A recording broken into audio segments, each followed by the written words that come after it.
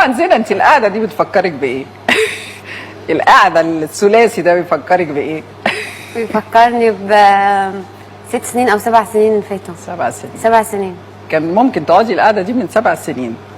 مفيش نصيب، بس قعدتها في الاخر ولا لا؟ قعدتيها طبعا. صممتي انا عايز وقعدتيها. اولع فيها من 7 سنين. والله العظيم.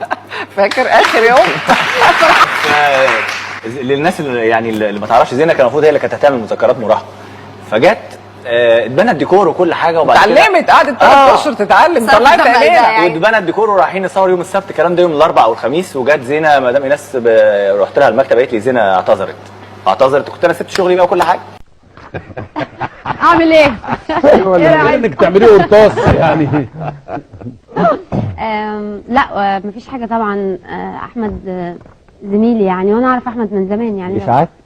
ايه رايك؟ ما كفايه بقى والله العظيم. الناس فاضيه يا معلم، لا، ما مفيش بيعملوا حاجة يعني بجد. يعني لو في حاجة بيقول لك ما هقولها. لقاش في الورد عيبه يقول له احمر الخدين، ما دام ما لقوش زي القمر اهي. زي القمر. حد يطولها دي طبعا. ربنا طبعا يخليك، زي الفل ربنا اهي. يخليك، بس بجد مفيش حاجه والله العظيم. في بقى حاجه غريبه قوي حصلت. اقول قولي يعني. قولي لو الحلقه هتشيلها الحلقه هتخلص. قولوا لها هتقولوا والنبي.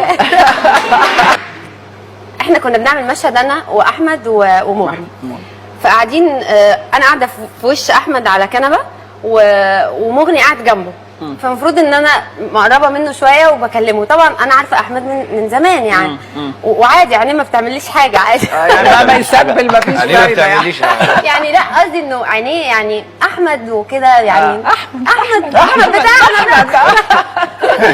ف يعني لما ببص له بتكلم معاه ما فيش حاجه.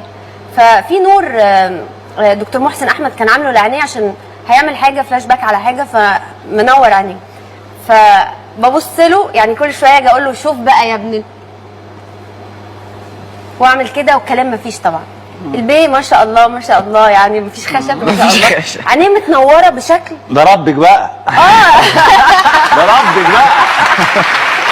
والله يا عمرو في ايه في ايه انا مش عارفه اتكلم. كل ما ابص لعينيه احس ان انا احبه فارجع احبه.